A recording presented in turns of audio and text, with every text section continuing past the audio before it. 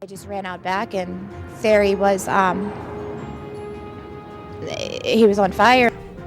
A mother hears an explosion and finds her son on fire. This morning, he's in critical condition. One local couple has learned you can't trust the neighbors. Find out what their neighbors are accused of doing while they were out of town. The Steelers hope to avoid a 3-game losing streak. Could Big Ben be back this weekend to save the day?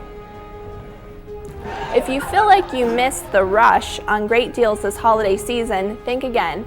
We'll tell you why there are several more key dates that will save you big bucks. You're watching KDKA-TV News on the CW in high definition.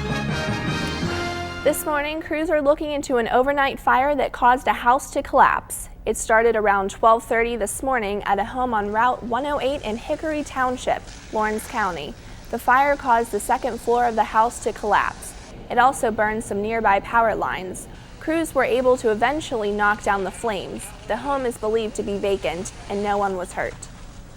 Get ready for an out-of-this-world headquarters in the Strip District. Astrobotic Technology Incorporated, a spin-off from Carnegie Mellon University, is moving its headquarters to the Strip. It will feature a crane that simulates gravity for robots on the moon. The facility will play a crucial role in the development of Astrobotic's landers and rovers for a 2015 moon mission. The company has obtained funding from NASA for various lunar projects. Despite how bad the Steelers played on Sunday, if the playoffs started today, they would be in. They are clinging on the final wild card spot in the AFC with a 6-5 record. Today, Coach Mike Tomlin will update us on the injuries and the running back situation on the team. His press conference is at noon.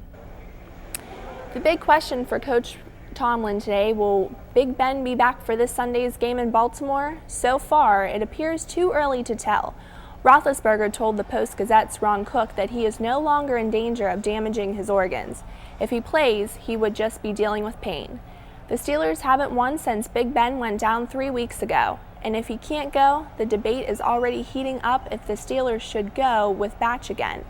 Try out backup Brian Hoyer and sign someone else.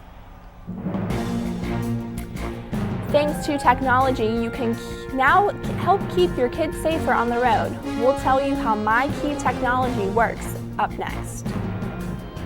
And they can't believe it because they're kind of cute. These aren't your average holiday earrings. Wait until you hear what part of a reindeer these earrings are made from. Here's a live look outside on this Tuesday morning. We were able to avoid some snow overnight, but could we see some later this week? Dennis Bowman has your full forecast coming up. You're watching KDKA-TV News on the CW in high definition. Overnight police were led on a high-speed chase in Lawrence County. It started around 3 this morning on Eastbrook Road near Newcastle. The chase continued to Volant until the suspect's vehicle was finally stopped by police. The 2 men in the car were arrested. No one was hurt. The Pittsburgh Zoo has decided to not scrape plans for its annual calendar. The March page of the calendar features the African painted dogs at the zoo. Those are the same dogs who killed a young boy at the zoo earlier this month. The calendars were sent to supporters of the zoo. Half of them were sent out before the tragic death at the zoo. Some were mailed later, with the zoo saying they discussed the issue of the dogs being in the calendar and decided to go forward with it. The African painted dogs exhibit at the zoo remains closed. For the first time, we're hearing from the family of that little boy who died at the zoo. Maddox Durkosh's grandfather, Martin Nowens, sat down with KDKA's Lynn Hayes Freeland to talk about how the family is grieving the loss. He told Lynn that Maddox had a tendency to run sideways and look sideways, like he was checking himself out. He also said Maddox always was laughing. Nowens says it's an accident that has forced the family to cope day by day, sometimes hour by hour. The one thing I want the people to know, that Elizabeth and Jason were fantastic parents, you know? They were fantastic parents. Every day they loved that boy. The outpouring of support has been amazing for Maddox and his family, and his grandfather says he is blown away by all the support. The charity set up in the boy's honor, Truck for Maddox, has been inundated with donations. This morning, nurses and guidance counselors in the Newcastle School District will help students deal with the loss of a classmate. 7-year-old Octavius Stone died after he was hit by a truck this past Sunday in Newcastle. His 9-year-old friend Emil Velez has been released from the hospital. He now has to wear braces on his legs. Police say Virgil Coonfair crashed through a fence and hit the boys on Sunday afternoon. The boys were playing on the steps outside Velez's grandmother's house in Newcastle. Emil told his grandmother he tried to save his friend. And he said the truck came at us, and I tried to push Octavius out of the way. But the truck hit us both. Coonfair is facing charges including homicide by vehicle. Police say he was under the influence of drugs at the time of the crash. The state police had its hands full with more than 1,000 crashes over the holiday weekend. 13 people in the state died in crashes between Wednesday and Sunday. The state police handled 1,100 accidents, 86 of them involved alcohol. A total of 349 people were injured in those crashes. The Thanksgiving holiday weekend is usually one of the deadliest times of the year on the road. We should get an update on the injuries plaguing the Steelers today. Coach Tomlin's press conference is scheduled for noon today.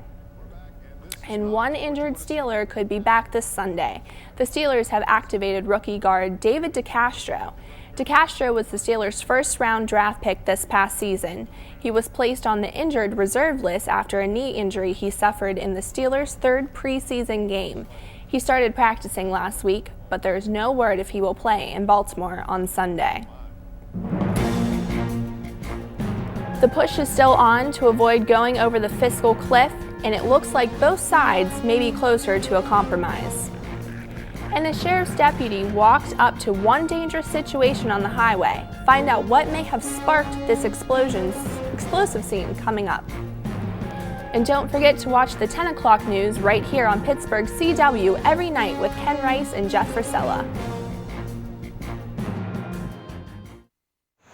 Chrissy Kovalach had just dropped off her 6-month-old grandson at her daughter's house when the van brakes gave out, causing the van to tip over and trapping the 3 passengers.